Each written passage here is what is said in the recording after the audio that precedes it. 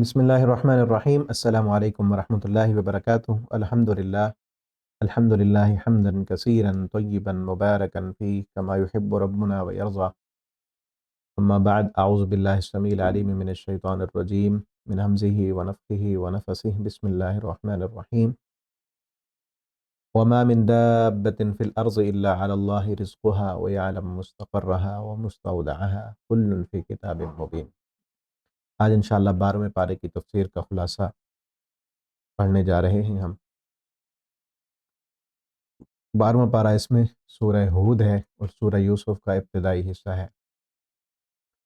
سورہ ہود میں اللہ رب العالمین نے قرآن کی عظمت اور قرآن کا چیلنج مشرکین کے سامنے رکھا ہے، اور بھی بہت ساری باتیں ہیں۔ رسالت کی تصدیق کے لیے اللہ تعالیٰ نے کئی انبیاء کے واقعات ذکر کیے ہیں اور ان کی قوموں کا تذکرہ کیا ہے، جن جن پیغمبروں نے اپنی قوموں کو دعوت دی، وہ اس دعوت کا بیان ہے، اور پیغمبروں کو جو جواب ملا اس کا ذکر ہے، اور پھر ان قوموں پر نہ ماننے کی وجہ سے جو عذاب آئے ان کا بھی تذکرہ ہے، اور ساتھ امت محمدیہ کو تنبیہ کی گئی ہے کہ تم بھی اگر انہی کی روش پر چلو گے تو تمہارا انجام بھی وہی ہوگا۔ پہلی آیت میں فرمایا وما من دابۃ فی الارض، زمین پر جتنے بھی چلنے والے جاندار ہیں ان سب کے رزق کی ذمہ داری اللہ پر ہے، اللہ نے سب کو رزق دینا ہے۔ یاد رکھیں، یہ اپنا عقیدہ بنا لیں کہ جب تک ہم اپنے رزق کا آخری قطرہ نہیں کھا لیتے ہمیں موت نہیں آئے گی۔ وہ رزق ملنا ہے ہمیں، ہمارے رزق کا آخری لقمہ اور پانی کا آخری گھونٹ جب تک وہ ہمیں نہیں مل جاتا جو اللہ نے ہماری قسمت میں لکھا ہوا ہے، اس وقت تک موت نہیں آئے گی۔ اب انسان کی مرضی ہے، چاہے اس رزق کو حلال ذرائع سے تلاش کرے یا حرام ذرائع سے تلاش کرے، رزق مل جانا ہے، اور اللہ نے یہ ذمہ داری اپنے اوپر لی ہے۔ انسان کی یہ ذمہ داری نہیں ہے، انسان کی ذمہ داری محنت کرنا ہے، رزق کو حاصل کرنے کی کوشش کرنا ہے، اور یہ فرض ہے کہ جائز ذرائع سے حاصل کرنے کی کوشش کرے۔ اللہ تعالیٰ نے دینا ہے، اس رب سے مانگیں جو رزاق ہے، جو دینے والا ہے، جس کی ذمہ داری ہے۔ آپ کے پاس کمی ہے رزق کی، مشکلات ہیں، پریشانی ہیں، کاروبار نہیں چل رہا، تو اللہ سے دعا کریں، اور جو ذمہ داری ہماری لگائی ہے وہ حلال ذرائع اختیار کرنے کی ہے۔ ہماری ذمہ داری یہ ہے کہ ہم حلال ذرائع اختیار کریں، حرام طریقوں سے جو ہے مال اکٹھا نہ کریں، اور اپنے آپ کو جہنم سے بچائیں، اپنی آخرت کو سنوارنے کی کوشش کریں۔ اللہ نے یہ ہماری ذمہ داری لگائی ہے۔ فرمایا ام یقولون افطرا، یہ لوگ کہتے ہیں کہ محمد صلی اللہ علیہ وسلم نے معاذ اللہ اپنی طرف سے قرآن گھڑ لیا ہے۔ اگر یہ قرآن گھڑ لیا ہے تو چیلنج یہ ہے قل فأتوا بعشر سور مثلی مفتریات، تم بھی اس طرح کی 10 صورتیں بنا دو، 10 آیتیں لے کے آؤ۔ نبی کریم صلی اللہ علیہ وسلم بھی تو عربی ہیں، تم کہتے ہو انہوں نے اپنی طرف سے بنا لیا، تم اس جیسا کلام بنا سکتے ہو۔ اور انہوں نے کوشش کی مشرکین مکہ نے، لیکن عاجز آ گئے۔ یہاں پہ کہا گیا 10 صورتیں لے آؤ، اور سورہ یونس میں پچھلے پارے میں ہے کہ ان سے کہو ایک صورت لے کے آئیں، 10 نہیں بنا سکتے تو ایک لے کے آئیں، ایک آیت بنا دیں۔ لیکن انہوں نے اس چیلنج کے سامنے انہوں نے گھٹنے ٹیک دیے۔ اس لیے قرآن یہ معجزہ ہے، ہر دور میں عاجز کر دینے والا ہے۔ اس وقت جو دور تھا وہ شعر و شاعری اور زبان دانی کا عروج تھا، ان زبان دانی کے جو ماہر تھے ان کے زعم کو بھی قرآن نے توڑا، گھٹنے ٹیکنے پر مجبور ہوئے، اور اس بات پر انہوں نے گواہیاں دیں کہ یہ کلام اللہ کا کلام ہے، ہم اس کلام کے مقابلے میں کوئی کلام پیش نہیں کر سکتے۔ اور ایک واقعہ میں پہلے بھی شاید آپ کو بتایا ہے کہ مقابلے ہوتے تھے شعر و شاعری کے عرب میں، اور بیت اللہ کی دیواروں پر شعر لکھے جاتے تھے۔ ایک بندہ آتا شاعر، وہ اپنا شعر لکھتا بیت اللہ کی دیوار پر، دوسرا شاعر آتا اس کے شعر میں غلطی نکالتا اور وہ اپنا شعر لکھ دیتا۔ اسی طرح مقابلے ہوتے تھے۔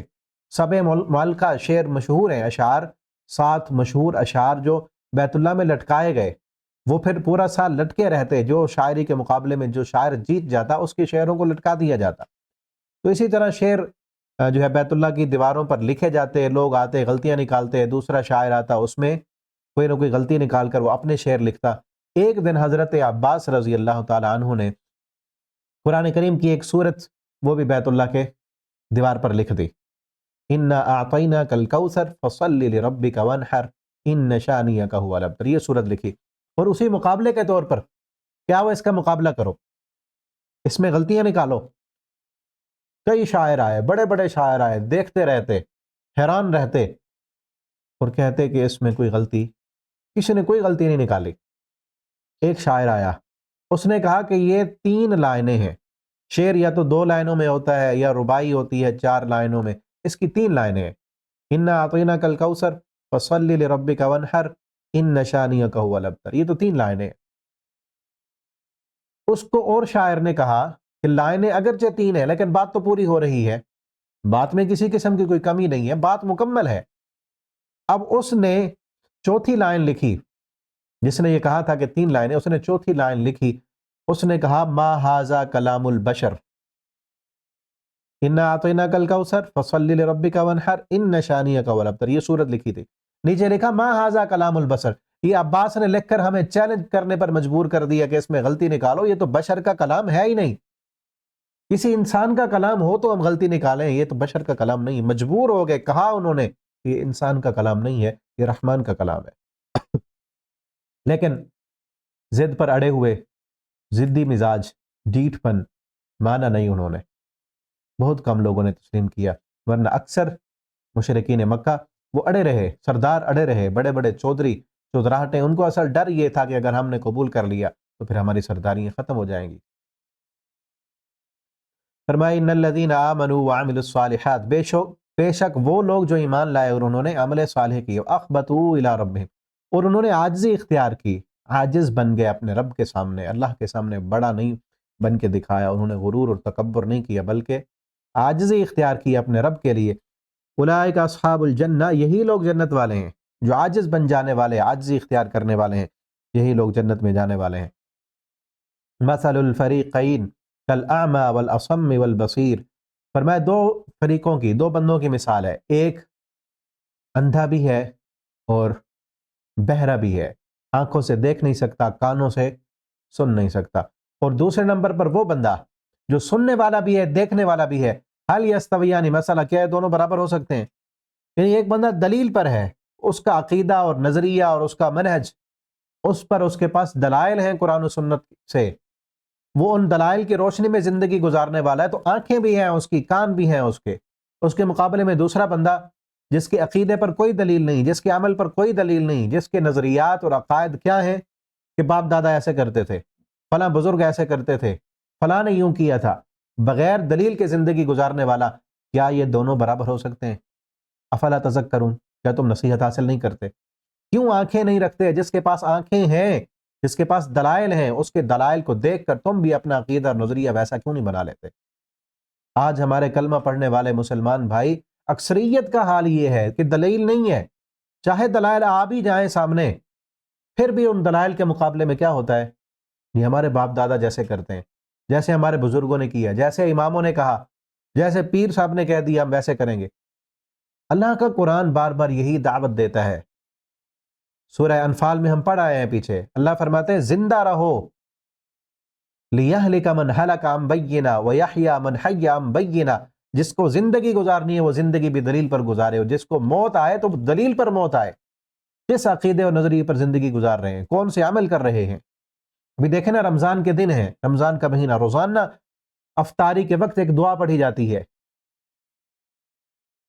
سحری کے وقت ایک دعا پڑھی جاتی ہے، جن کی کوئی دلیل قرآن و سنت میں نہیں ہے۔ سحری کے وقت دعا پڑھتے ہیں وَبِصَوْمِ غَدٍ نَوَيْتُ مِنْ شَهْرِ رمضان، کسی صحیح حدیث میں اس دعا کی کوئی دلیل نہیں ہے۔ نیت دل کے ارادے کا نام ہے، جب نبی کریم صلی اللہ علیہ وسلم نے یہ دعا نہیں پڑھی، ثابت نہیں ہے، تو ہم کیوں پڑھ رہے ہیں؟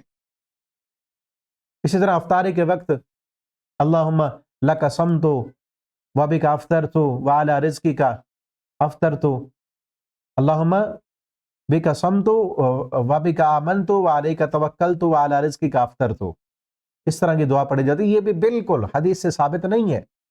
جو دعا ثابت ہے، نبی کریم صلی اللہ علیہ وسلم نے پڑھی ہے، دلیل ملتی ہے اس کی، اس پر زندگی گزاریں، ٹھیک ہے نا؟ ایسے سنی سنائی باتیں لوگوں کے کہنے پر، یا جس نے فلاں نے کہہ دیا، یوں نے، ایسے نہیں زندگی گزاریں، ٹھیک ہے نا؟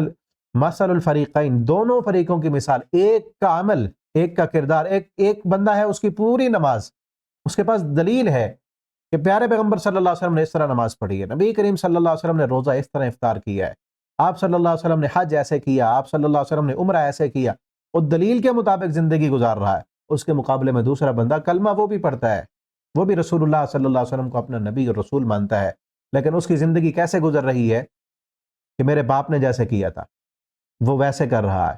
ایک بندہ ہے وہ کہتا ہے میرے پیر صاحب نے جیسے کیا میں ویسے کر رہا ہوں، میرے امام نے جیسے کیا ویسے کر رہا ہوں۔ اللہ کے بندو، ہم کسی کے مکلف نہیں ہیں، ہم کسی کے پابند نہیں ہیں۔ اور میرے پاس ابھی بھی میسج موجود ہوگا، یہی ہمارے تفسیر کے لیکچر ایک ساتھی سنتے ہیں، وہ میرے خیال سے آگے بھی شیئر کرتے ہیں گروپس میں، تو وہ مجھ سے پوچھ رہے تھے کہ میں آگے شیئر کرتا ہوں اپنے گروپس میں۔ مجھے کسی بندے نے کہا کہ یہ جو تفسیر پڑھانے والے ہیں نا قاری صاحب، ان کا عقیدہ مجھے علماء دیوبند کے عقیدے سے مختلف لگتا ہے، تو آپ وضاحت کریں۔ تو میں نے ان کو کہا کہ علماء دیوبند ہوں، علماء بریلویہ ہوں، پاکستان کے علماء ہوں، عرب کے علماء ہوں، جو بھی دین کے علماء ہیں ہمارے لیے سارے قابل احترام ہیں، لیکن ہم پابند نہیں ہیں کسی عالم کے، ہم پابند ہیں قرآن و حدیث کے۔ ہم نے اپنا عقیدہ اور نظریہ بنانا ہے، جو عقیدہ اور نظریہ قرآن و سنت میں موجود ہے، جو عقیدہ محمد الرسول اللہ صلی اللہ علیہ وسلم نے سکھایا ہے، جو عقیدہ اور نظریہ اور عمل صحابہ کرام کا تھا، ہم نے ویسا بنانا ہے۔ ہم قرآن و سنت کے پابند ہیں، ہم نے کلمہ پڑھا ہے محمد الرسول اللہ صلی اللہ علیہ وسلم۔ علماء دیوبند کا کیا عقیدہ اور نظریہ تھا، ہم اس کے پابند تو نہیں ہیں نا۔ ان کا عقیدہ، ان کا نظریہ، ان کا عمل اگر سنت کے مطابق ہے تو ٹھیک ہے، ہمیں وہ لینا چاہیے۔ انہوں نے جو بات ہم تک پہنچائی قرآن و سنت کی روشنی میں، ہمیں اس کو قبول کرنی چاہیے۔ جو ان کی بات، وہ بھی تو انسان تھے نا، معصوم عن الخطا تو اللہ نے کسی کو نہیں بنایا سوائے انبیاء کی ذات کے، تو جو معصوم ہستی ہے ہم اس کے پابند ہیں، ہم محمد الرسول اللہ صلی اللہ علیہ وسلم کے پابند ہیں۔ میں نے سمجھایا بھائی کو، بات سمجھ آ گئی؟ تو آپ سب جتنے بھی سننے والے پڑھنے والے ہیں، آپ سب سے بھی یہی ریکویسٹ ہے کہ ہم پابند ہیں قرآن و سنت کے، دلیل کے، اور اللہ نے دلیل پر چلنے والوں کو یہاں پر آنکھوں والا اور کانوں والا کہا ہے۔ حقیقت میں آنکھ کان ہیں ہی اسی کے، کہ اللہ نے جس مقصد کے لیے دماغ دیا، آنکھیں دی، اس مقصد کے لیے استعمال کریں اس کو۔ آگے یہاں سے ایک ترتیب سے انبیاء کا ذکر چل رہا ہے، نوح علیہ السلام کا واقعہ ہے، اور نوح علیہ السلام کا کچھ تفصیل کے ساتھ 3-4 رکوع میں ہے۔ انہوں نے اپنی قوم کو دعوت دی تو قوم نے کہا کہ ہم تیری بات کیوں مانیں، تیری بات ماننے والے تو غریب لوگ ہیں۔ یہی اعتراض مشرکین مکہ کا بھی یہی اعتراض تھا کہ ان غریبوں کو اٹھاؤ اپنی اس مجلس سے، پھر ہم آئیں گے۔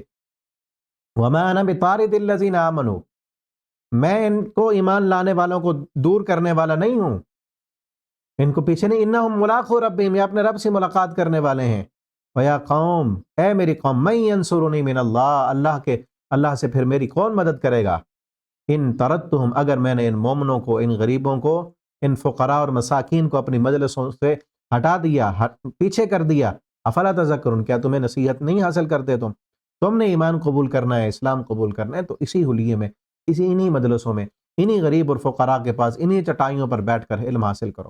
اگر علم میں بھی آنا ہے، ایمان کو بھی قبول کرنا ہے، اور پھر جاہلیت والا تکبر بھی، وہ غرور بھی، وہ بڑا پن بھی، وہ بھی ساتھ لے کے آنا ہے، تو پھر نہ ہو تو بہتر ہے۔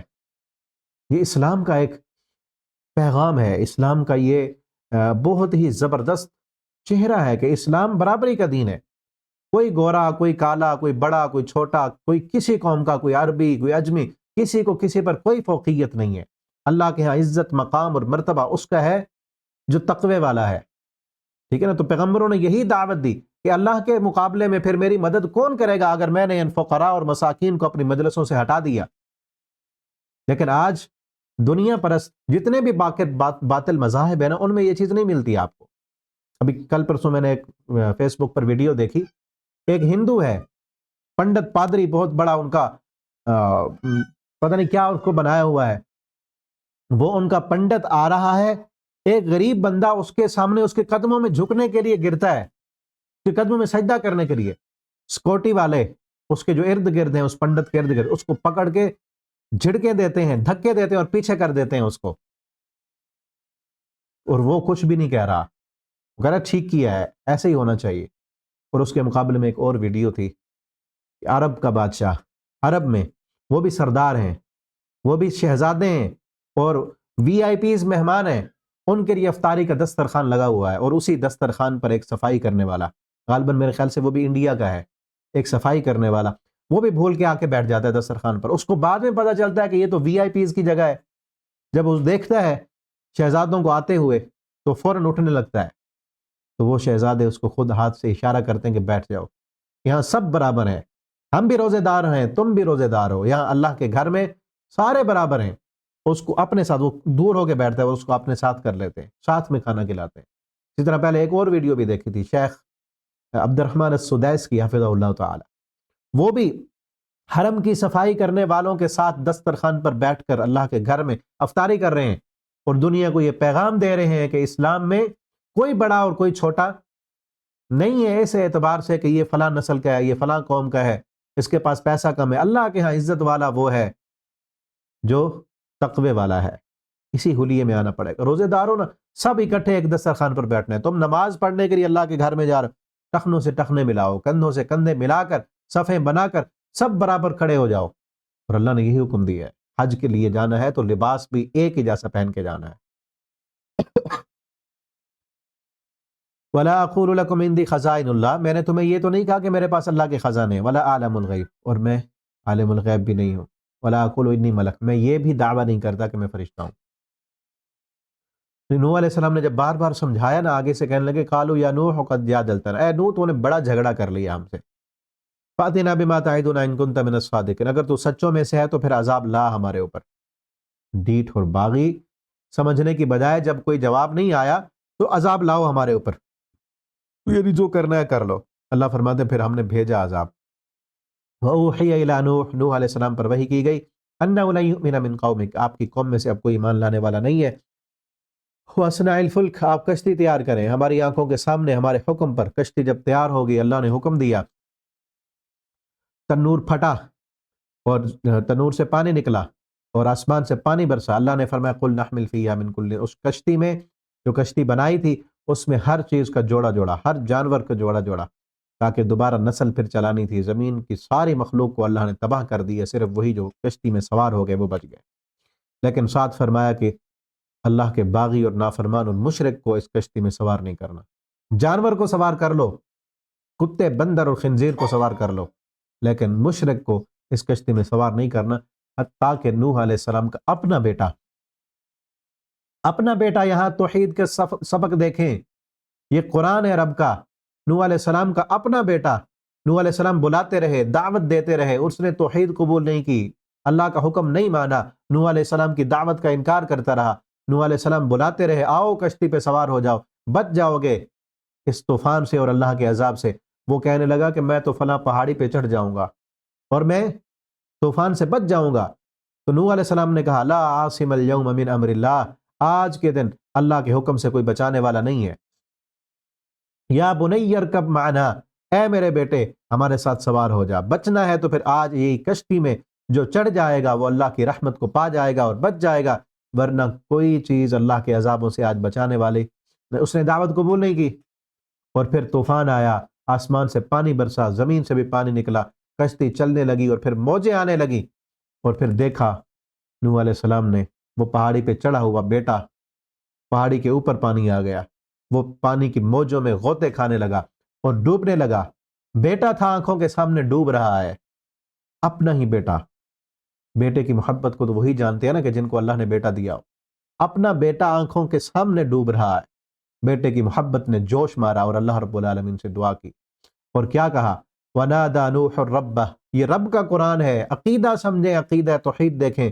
وَنَادَى نُوحٌ رَبَّهُ، نوح علیہ السلام نے جب اپنی آنکھوں کے سامنے اپنے بیٹے کو پانی میں ڈوبتے ہوئے دیکھا تو کہا رب ان ابنی من اہلی، اللہ میرا اپنا بیٹا میرے اہل میں سے، وَإِنَّ وَعْدَكَ الْحَقُّ، اور تیرا وعدہ ہے کہ میں تیرے اہل کو، اللہ نے وعدہ کیا تھا یا اے نوح تیرا اہل ہم بچا لیں گے، ان وعدک الحق، تیرا وعدہ سچا ہے، تو بہترین فیصلہ کرنے والا ہے۔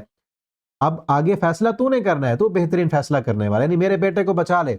اللہ تعالیٰ نے کیا کرا، قال یا نوح، اللہ نے فرمایا اے نوح انہ لیس من اہلک، وہ بیٹا تیرا ہے لیکن تیرے اہل میں سے نہیں ہے، کیونکہ وہ ایمان نہیں لایا، وہ مشرک ہے، شرک پر ہے، اور جو ایمان لایا ہے وہ تیرے اہل میں سے ہے، تیرا بیٹا تیرے اہل میں سے نہیں۔ اس کی وجہ بیان کی انہ عمل غیر صالح، اس کے عمل صالح نہیں ہے، اس کا عقیدہ درست نہیں ہے، اس کے اعمال اچھے نہیں ہیں۔ فلا تسألنی ما لیس لک بہ علم، آج کے بعد سوال بھی نہیں کرنا اس چیز کے بارے میں جس کا آپ کو علم نہیں ہے۔ انی اعظک، اللہ فرماتے ہیں میں آپ کو نصیحت کرتا ہوں، ان تکون من الجاہلین، کہ آئندہ ایسے لوگوں کی سفارش کر کے آپ جاہلوں میں سے نہ ہو جانا۔ یہ اللہ کا قرآن ہے، رب کا قرآن، سب سے افضل ترین ہستیاں اس زمین پر اللہ کے پیغمبر ہیں، اور پیغمبر نوح علیہ السلام کا بیٹا آنکھوں کے سامنے ڈوب رہا ہے، اور نوح علیہ السلام دعا کر رہے ہیں، سفارش کر رہے ہیں ایک مشرک کے لیے۔ اللہ نے نہ سفارش قبول کی بلکہ آئندہ کے لیے بھی روک دیا کہ آج کے بعد کسی مشرک کے لیے سفارش نہیں کرنی مجھ سے، آپ کو علم نہیں ہے، اگر سفارش کی ان تکون من الجاہلین۔ تو پیغمبر کے بعد کون سی ایسی ہستی ہو سکتی ہے کہ جو شرک پر ہو اور اس کو کسی کی سفارش جو ہے جنت میں لے جا سکے؟ تو اس لیے اللہ کا قانون ہے اور رب کا یہ فیصلہ، انہ من یشرک باللہ فقد حرم اللہ علیہ الجنہ ومأواہ النار، جس نے اللہ کے ساتھ شرک کر لیا اس کا ٹھکانہ جہنم ہے، کوئی اس کو سفارش کر کے اس کو چھڑا کر جنت میں نہیں لے کے جا سکتا۔ یہاں تو عقیدے اور نظریے یہ بنائے ہوئے ہیں کہ فلاں پیر صاحب چھڑا لیں گے، اور ایسے ایسے شعر کہ جو انسان کو ایمان سے بھی خارج کر دیتے ہیں۔ کہتے نہیں خدا کا پکڑا چھڑائے محمد، معاذ اللہ محمد کا پکڑا چھڑا کوئی نہیں سکتا، یعنی جس کو اللہ تعالیٰ نے پکڑ لیا ہے اس کو محمد صلی اللہ علیہ وسلم چھڑا لیں گے، اور جس کو آپ صلی اللہ علیہ وسلم پکڑے اس کو اللہ تعالیٰ بھی معاذ اللہ نہیں چھڑا سکتے۔ کتنا غلط عقیدہ ہے۔ یہاں پر اللہ رب العالمین نے پکڑا ہے اور سفارش کی ہے پیغمبر نے، اللہ تعالیٰ نے سفارش قبول نہیں کی۔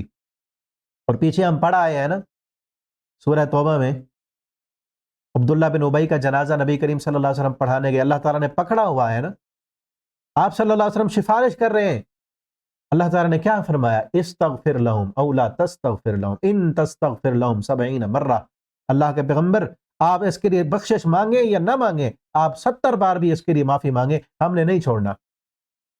یہ اللہ کا قانون ہے، یہ رب کا قرآن ہے، اس کو پڑھو، اس کے مطابق اپنا عقیدہ اور نظریہ بناؤ۔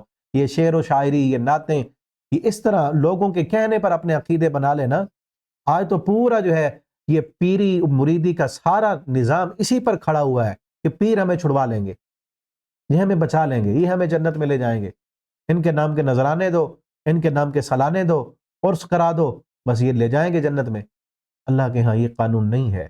نبی کریم صلی اللہ علیہ وسلم نے اپنی بیٹی سے کہا تھا، یا فاطمہ، اے میری بیٹی فاطمہ، اس گمان میں نہ رہنا کہ تیرا بابا رسول ہے، اعملی، عمل کر لے، اگر تیرے عملوں نے تجھے پیچھے کر دیا تو یہ تیری جو نسبت میرے ساتھ ہے بیٹی ہونے کی، یہ نسبت تجھے کام نہیں آئے گی۔ آپ صلی اللہ علیہ وسلم نے اپنی چچی سے کہا، اپنے چچا سے کہا، سب سے یہی کہا، اعملی، عمل کر لو، اگر قیامت کے دن تمہارے عمل نے تمہیں پیچھے کر دیا تو یہ نسبتیں کام نہیں آئیں گی۔ دنیا میں بھی نسبتیں کام نہیں آتی، آج تو جو پیر ہے اس کا بیٹا بھی پیر ہے، چاہے اس کو ککھ بھی نہ آتا ہو، دین سے دور ہو، اور دنیا میں رب کا باغی اور نافرمان اور ساری رب کی بغاوتیں کرنے والا، پیر کا بیٹا ہے تو وہ بھی پیر ہے، اور جہالت پھیلائی ہوئی ہے، اپنا کاروبار بنایا ہوا ہے ان درباروں اور مزاروں کے مجاوروں نے، اور جاہل عوام وہاں پہ جا کے اپنا ایمان بھی ضائع کر رہے ہیں اور اپنی دولت بھی لٹا رہے ہیں ان پر۔ اللہ تعالیٰ ہدایت دیں ان لوگوں کو۔ قرآن پڑھیں گے تو ہدایت آئے گی، ترجمے کے ساتھ سمجھیں گے تو ہدایت آئے گی۔ اسی لیے تو کہتے ہیں نا کہ ترجمے سے نہ پڑھو قرآن ورنہ گمراہ ہو جاؤ گے۔ کیا گمراہ ہوگے؟ ہدایت ملے گی، پھر پتہ چلے گا تمہیں کہ نوح علیہ السلام اپنے بیٹے کو نہیں چھڑا سکے اگر اس کا عقیدہ اور عمل درست نہیں تھا۔ اللہ نے فرما دیا انہ عمل غیر صالح، اس کے عمل غیر صالح ہیں۔ تو آج کا پیر کیسے اپنے بیٹے کو چھڑا سکے گا جس کے عمل درست نہ ہوئے؟ آج کا پیر کسی اور کو صرف نذرانے دینے کی وجہ سے کیسے جنت میں لے جا سکتا ہے؟ قرآن سے دور کر کے اسی چیز پہ لگایا ہوا ہے نا کہ نذرانے دو، عرس کراؤ اور پیسے دو، پیٹ بھرو ان مجاوروں کے اور تمہیں جنت مل جائے گی۔ قرآن ترجمے سے پڑھ لیا تو پتہ چل جائے گا کہ پیغمبر نوح علیہ السلام اپنے بیٹے کو نہیں بچا سکے، انہ عمل غیر صالح، اس کے عمل صالح نہیں تھے، تو ان کا عقیدہ درست ہو جائے گا اور پھر صالح عمل کر کے جنت میں جانے کی کوشش کریں گے۔ یہ شارٹ کٹ کے جو غلط راستے دکھائے ہوئے ہیں تو پھر چھوڑ دیں گے۔ اسی لیے کہتے ہیں کہ قرآن کو ترجمے سے نہ پڑھو۔ واللہ میری آپ سے درد مندانہ اپیل ہے، گزارش ہے، اس قرآن کو پڑھیں، اس قرآن کو سمجھیں۔ یہ قرآن تمہیں گمراہ نہیں کرے گا، یہ قرآن ہدایت دے گا، یہ ہدایت کی کتاب ہے، اللہ نے ہدایت کے لیے ہی نازل کی ہے، اور تمام مسائل اور عقائد اللہ نے یہاں پر کھول کھول کر بیان کی ہیں، واضح کی ہیں۔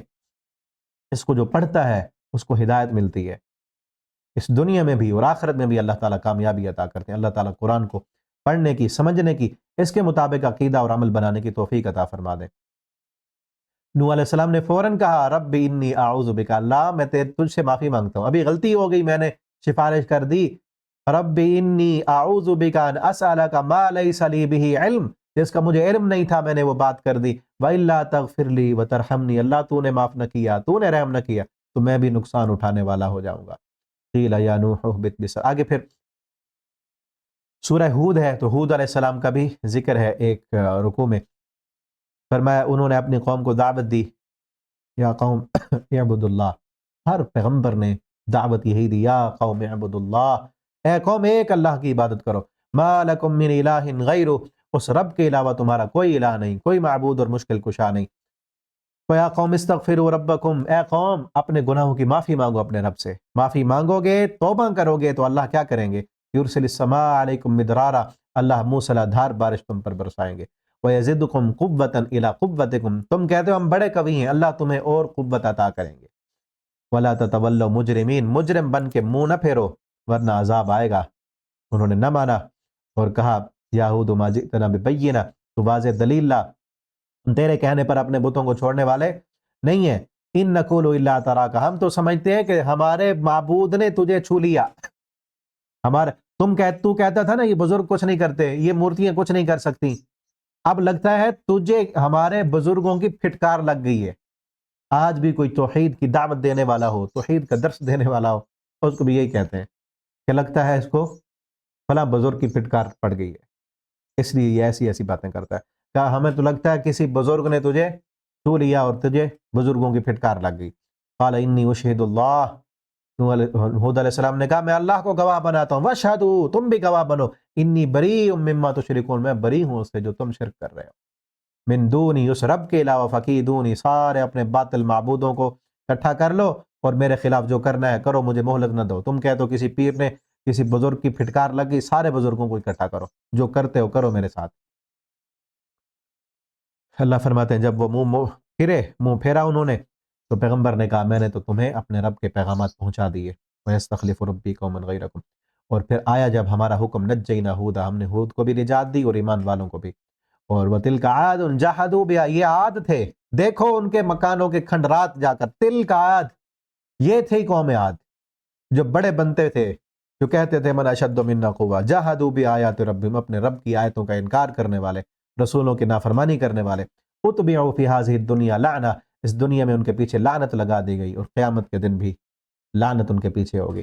الا ان عادا کفروا، عاد نے کفر کیا تھا، خبردار دوری ہے، بہت دور کی پھٹکار ہے قوم عاد کے لیے۔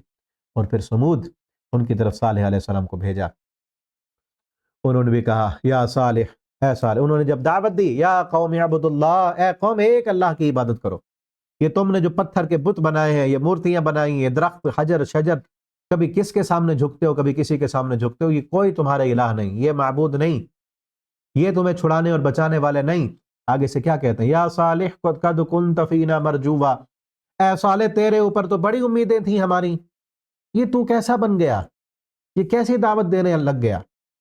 آج بھی یہ جملہ سننے کو ملتا ہے، کئی لوگ جب آپ دین کی دعوت دیں، جب آپ نمازی بن جائیں، دیندار بن جائیں، قرآن والے بن جائیں، آپ کو کئی لوگ کہیں گے تیرے اوپر تو بڑی امیدیں تھیں، تو نے تو فلاں فلاں کام کرنے تھے، تو نے ابھی سے داڑھی رکھ لی، تو ابھی سے مولوی بن گیا، تو دین کی باتیں کرنے لگ گیا، یہ تو نے کون سا حلیہ بنا لیا، یہ کیسی باتیں کرنے لگ گیا ہے تو، ہم نے تو وہ کام کرنے تھے، وہ مار کے مارنے تھے، جو برے دوست ہوں گے، بری مجلسوں والے، وہ برے کاموں کا کہیں گے ہم نے تو سوچا ہوا تھا ہم فلاں بنیں گے، یوں کریں گے، یہ کریں گے، تم نے یہ کیا شروع کر دیا۔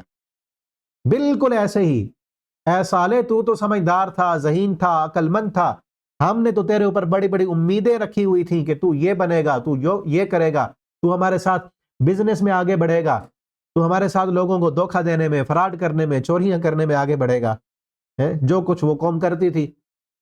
آج بھی علاقے والے، برادری والے، دوست اور رشتہ دار جو کچھ وہ خود کر رہے ہوتے ہیں، کسی اپنے بچے پر جو ذہین ہوتا ہے، لگتا ہے ان کو یہ ذہانت میں آگے ہے، بڑا ہو کر کچھ بنے گا، تو اس کے بارے میں وہی سوچ رکھی ہوتی ہے کہ جس طرح ہم دو نمبریاں کرتے ہیں، ہم کاروباری میدان میں آگے ہیں، دھوکے دے رہے ہیں، فراڈ کر رہے ہیں، تو یہ بھی ہمارے ساتھ مل کر وہی کام کرے گا، جب وہ سیدھی لائن پہ آ جاتا ہے، دین پر آ جاتا ہے، سچ بولنے لگتا ہے، دھوکہ فراڈ اور ان کے غلط عقائد اور نظریات سے توبہ کر کے صحیح دین اور سیدھے راستے پر چلتا ہے، تو کہتے ہیں تیرے اوپر تو بڑی امیدیں تھیں، تو یہ کیا کرنے لگ گیا؟ بیان ہی وہی بات انہوں نے کہ یا صالح قد کنت فینا مرجوا، تیرے اوپر تو بڑی امیدیں ہم نے لگا دی تھی قبل ھذا، اس کام کے کرنے سے پہلے، اتنہانا نعبد ما یعبد آباؤنا، یہ کیا تو نے رٹ لگا دی ہے، ہمیں تو ان کاموں سے روکتا ہے، ان معبودوں کے سامنے سجدے کرنے سے روکتا ہے جن کے سامنے ہمارے باپ دادا سر جھکاتے رہے۔ وَإِنَّنَا لَفِي شَكٍّ مِّمَّا تَدْعُونَا إِلَيْهِ مُرِيبٍ، جس کی طرف تو ہمیں بلاتا ہے، جس ایک اللہ کی تو ہمیں عبادت کی دعوت دیتا ہے، اس عقیدے اور نظریے پر تو ہمیں بڑا شک ہے، اگر تو سچا ہے کوئی واضح نشانی لے گیا۔ تو کہا یا قوم، اے میری قوم، ارأیتم ان کنت علی بینۃ من ربی، دیکھو تمہیں اگر شک ہے، دیکھو کیا میرے پاس دلیل ہے، یہی بات کرنی چاہیے نا سمجھدار بندے کو، تمہیں اگر شک ہے میری دعوت پر، یا قوم اعبدوا اللہ ما لکم من الہ غیرہ، اگر میری اس دعوت پر تمہیں شک ہے تو دیکھو علی بینۃ من ربی، میرے پاس میرے رب کی طرف سے واضح دلائل موجود ہیں، وآتانی رحمہ، اور اس رب نے میرے اوپر رحمت کی ہے، فمن ینصرنی من اللہ، پھر اللہ کے مقابلے میں میری کون مدد کرے گا؟ دلائل آنے کے باوجود بھی اگر میں چھوڑ دوں اور تمہارے باطل عقیدے پر آ جاؤں تو پھر اللہ کے مقابلے میں میری کون مدد کرے گا؟ فما تزیدوننی غیر تقصیر، اگر میں دلائل آنے کے باوجود بھی تمہارے عقیدے اور نظریے پر رہا، کیونکہ تم نے میرے اوپر امیدیں لگائی ہوئی تھی، میں پھر بھی وہی کام کرنے لگ جاؤں تو میں تو بڑا نقصان والا ہو جاؤں گا۔ وَيَا قَوْمِ هَٰذِهِ نَاقَةُ اللَّهِ، نشانی چاہتے ہو اے قوم، یہ اونٹنی جو ہے یہ اللہ کی نشانی ہے، اس کو چھوڑ دو زمین میں، کھانے دو اور پینے دو، ایک دن اس کی باری ہے، ایک دن تمہارے جانوروں کی۔ انہوں نے اس اونٹنی کو کاٹا، اللہ فرماتے ہیں پھر آیا ہمارا عذاب تو ہم نے صالح اور ایمان والوں کو نجات دی، اور باقی جتنے بھی تھے وَأَخَذَ الَّذِينَ ظَلَمُوا الصَّيْحَةُ، ان ظالموں کو ایک چیخ نے پکڑا، فَأَصْبَحُوا فِي دَارِهِمْ جَاثِمِينَ، اپنے گھروں میں اوندھے منہ گرنے والے بن گئے۔ یہ جو صالح کی قوم تھی نا، اس سے پہلے قوم عاد تھی، قوم عاد پر ہوا کا عذاب آیا، تیز اور تند ہوا چلی تھی 7 راتیں 8 دن مسلسل۔ بعد میں صالح کی قوم آئی تو یہ کہنے لگے کہ انہوں نے پہاڑوں کو تراش تراش کر اندر تہ خانے اور گھر بنائے، اور کہا کہ یہاں تو ہوا آ نہیں سکتی، ہمیں کون مارے گا؟ اللہ کی تقدیر کے مقابلے میں اپنی تدبیریں کر رہے تھے، کہتے تھے یہاں ہوا نہیں آ سکتی، اللہ نے پھر وہ چیز بھیجی جس کو وہ دیکھ ہی نہیں سکتے، ہوا کو بھی نہیں دیکھ سکتے تھے، اللہ نے آواز بھیجی، چیخ بھیجی، جس نے ان کے دلوں کو پھاڑ دیا، ان کے کان پھٹ گئے اور وہیں اوندھے منہ گر گئے اور مر گئے سارے کے سارے۔ آگے ابراہیم علیہ السلام کا ذکر ہے اور پھر لوط علیہ السلام کا، اس کے بعد حضرت شعیب علیہ السلام کا ذکر ہے۔ شعیب علیہ السلام کی قوم ناپ تول میں کمی کرتی تھی، جس طرح لوط علیہ السلام کی قوم مردوں سے اپنی شہوت پوری کرتے تھے، اور آج یہ ساری خرابیاں امت مسلمہ کے اندر پائی جاتی ہیں، جو پہلی قوموں کی خرابیاں تھیں وہی ساری خرابیاں آج امت مسلمہ کے اندر بھی موجود ہیں۔ حضرت صالح علیہ السلام کی قوم کی جو خرابی تھی وہ بھی آپ کو بتائی، اور مین ان کی خرابی شرک تھا، اور باقی اعمال بھی بگڑے ہوئے تھے، شرک بھی امت مسلمہ کے اندر ہے اور باقی خرابیاں بھی۔ حضرت شعیب علیہ السلام کی قوم ناپ تول میں کمی کرتی تھی، پیمانے غلط تھے، دینے کے پیمانے اور تھے، لینے کے اور تھے، اور آج امت مسلمہ میں بھی کئی کاروباری حضرات، کئی کاروباری حضرات 2 نمبر چیز 1 نمبر بنا کر دینے کے ماہر ہیں، ایک برانڈ کی چیز ہے اس کی کاپی بنانے کے ماہر ہیں، پیمانے پیٹرول پمپ پہ جائیں، انہوں نے اپنے پیمانے فکس کیے ہوئے ہیں، کم کر کے 4-5 پوائنٹ کم پیٹرول آئے گا اور میٹر جو ہے دکھا دے گا کہ پورا لیٹر ہو گیا ہے۔ اسی طرح ناپنے کے پیمانے اور ہیں، ترازو تولنے کے اور ہیں، 1 نمبر چیز خوبصورت آگے سجا کے رکھی ہوئی ہے اور اندر پیچھے وہ 2 نمبر چیزیں رکھی ہوئی ہیں۔ دکھائیں گے کیا؟ آن لائن کاروبار کرنے میں جتنا فراڈ اور دھوکہ پاکستانی لوگوں نے کیا اتنا شاید کسی نے نہ کیا ہو۔ امیزون نے اسی لیے تو سینکڑوں جو ہے وہ اکاؤنٹ بند کر دیے ہیں ان کے، دکھاتے کچھ ہیں پھر بھیجتے کچھ ہیں۔ ہمارے ساتھ ابھی میرے پاس ادھر پڑی ہوئی ہے ایک ڈیوائس، میں نے لی پچھلے دنوں، تو وہ بالکل 2 نمبر کام ہی نہیں کرتی، اور اس میں آپ پھر اس کو ریٹرن کرنے کا کوئی آپشن ہی نہیں آ رہا، ٹھیک ہے نا؟ کئی چیزیں نہیں، دکھایا اور بتائی اور چیز، اور جب منگوا لی اس بندے نے بھیجی کوئی اور چیز۔ اور مجھے یاد آیا کافی عرصہ پہلے کی بات ہے، ایک موبائل لیا ہم نے ایک پلازے سے، موبائل ٹھیک نہیں تھا اس وقت، ہمیں نہیں چیک نہیں کر سکے، بعد میں چیک کیا تو پتہ چلا تو یہ تو میرے خیال سے سم نہیں چلتی ہے، پتہ نہیں کیا مسئلہ تھا اس میں، خراب تھا موبائل۔ اس کے پاس گئے، ایک اور ساتھی تھے، اس کے پاس گئے کہ موبائل تو ٹھیک نہیں دیا آپ نے، تو خراب ہے، آپ نے بتایا نہیں۔ کہتے اس وقت میں نے آپ کو نہیں دکھایا تھا، اس وقت دیکھ لیتے آپ۔ یعنی وہ مان گیا کہ یہ خراب ہے اور خراب ہی تھا جب میں نے دیا، جب میں نے دیا خراب تھا۔ کہتے میں نے آپ کو دکھایا، آپ دیکھ لیتے، اب آپ کو پتہ چلا کہ یہ خراب ہے۔ میں نے کہا جی خراب تھا تو آپ نے بتایا تو نہیں ہے نا، آپ مان رہے ہیں کہ خراب تھا، آپ واپس لیں۔ میں نے کہا نہیں، واپس نہیں لینا میں نے۔ اچھا چلو، میں نہیں دیتا واپس، چلو اس کو سمجھائیں تو صحیح۔ میں نے اس کو بولا کہ اگر آپ واپس نہیں لیں گے تو آپ کیا سمجھتے ہیں کہ ہم دوبارہ آپ کی دکان پہ آئیں گے، یا کسی اور کو ہم کہیں گے کہ اس دکان پہ جاؤ، اس پلازے پہ فلاں دکان جو ہے یہ بندہ ٹھیک سودا بیچتا ہے، اس کے پاس جاؤ؟ اس نے کہا تم نہیں آؤ گے تو کوئی اور تو آئے گا نا۔ میں نے کہا پھر اسی طرح ہی کمانا ہے، دھوکہ دے کر، فراڈ کر کے۔ اب یعنی جس بندے نے روٹین بنا لی ہے اپنی، وہ ایسے ہی کمائے گا، ایک کے ساتھ دھوکہ کرے گا، دوسرے کے ساتھ کرے گا، تیسرے چوتھے کے ساتھ کرے گا، ٹھیک ہے نا۔ سب ایسے نہیں ہیں، کئی ایسے بھی ہیں، بلکہ بعد میں ابھی جو میرے پاس موبائل پڑا ہے، یہ موبائل اور اس سے پہلے 3-4 موبائل میں نے ایک ہی شاپ والے سے لیے ہیں، اور وہ بڑا اچھا نمازی بندہ، داڑھی والا ہے، اور صحیح وہ بتا دیتا ہے کہ اس میں یہ خرابی ہے، اس میں یہ بھائی آپ نے چیز کی۔ اور پھر میرے خیال سے پورے پلازے میں سب سے زیادہ دکان اسی کی چلتی ہے، سب سے زیادہ رش اسی کی دکان پہ ہوتا ہے، ٹھیک ہے نا، کیونکہ وہ جب سودا بیچتا ہے، ایک ہے اس کو پتہ نہیں ہے، اس کو پتہ ہے تو وہ بتا دے گا اس میں یہ خرابی ہے، لینی ہے لے لو، اور یہ اس کی قیمت ہے، نہیں لیتے نہ لو، ٹھیک ہے نا۔ تو ہم پھر جب کسی اور کو بتائیں گے تو اسی کا دکان کا بتائیں گے نا۔ تو اسی لیے آپ سودا بیچیں، خامی والا ہے، کوئی نقص والا ہے، نبی کریم صلی اللہ علیہ وسلم کا فرمان ہے، جو بندہ، جو دو سودا بیچنے والے اس سودے کے عیب کو ظاہر کر دیتے ہیں تو ان کو برکت دی جاتی ہے، جب عیب کو چھپاتے ہیں اور ایک دوسرے کو دھوکہ دینے کی کوشش کرتے ہیں، برکت چھین لی جاتی ہے، ٹھیک ہے نا۔ آپ بھی کاروبار کرتے ہیں تو اپنے کاروبار کے اصول یاد رکھیں، دھوکہ نہیں دینا، دوسرے کو غلط گائیڈ نہیں کرنا، ٹھیک ہے نا۔ جو چیز حقیقت ہے، صحیح ہے، وہ بتا دیں، آپ کا جو جائز منافع ہے وہ آپ رکھیں، اس میں تو کوئی حرج والی بات نہیں۔ لیکن یہ کیا کرتے تھے؟ دھوکہ دیتے تھے، 2 نمبر چیز بیچتے تھے، کم بیچتے تھے، زیادہ بتا کر۔ تو شعیب علیہ السلام نے سمجھایا ان کو، آگے کیا کہنے لگے؟ وہی بات جو آج کے تاجر کرتے ہیں۔ کہا الصلاۃ کا، اے شعیب، الصلاۃ کا تأمرک ان نترک ما یعبد آبانا، کیا تیری نماز تجھے یہ حکم دیتی ہے کہ ہم ان کاموں کو چھوڑ دیں جو کام ہمارے باپ دادا کرتے تھے، ہم اپنے باپ دادا کے مذہب کو چھوڑ دیں؟ او نفعل فی اموالنا ما نشاء، یا ہم اپنے اموال میں اپنی مرضی سے کام نہ کریں، جہاں چاہیں بیچیں، جس کو چاہیں زیادہ دیں، جس کو چاہیں کم دیں، ہمارا مال ہے تو ہماری مرضی، جس طرح یہ کہتے ہیں نا ہماری چیز ہے، ہماری دکان ہے، ہمارا جسم ہے، ہماری مرضی۔ انہوں نے کہا اے میری قوم، ان کنت علی بینۃ من ربی، اے میری قوم، میں اپنے رب کی طرف سے دلائل پر ہوں، اللہ نے مجھے بھی رزق دیا ہے، میں بھی تو کما رہا ہوں، میں بھی تو کھاتا ہوں، مجھے اللہ نے نہیں دیا، تم سے بہتر دیا، رزقنی منہ رزقا حسنا، تم سے بہتر رزق دیا ہے۔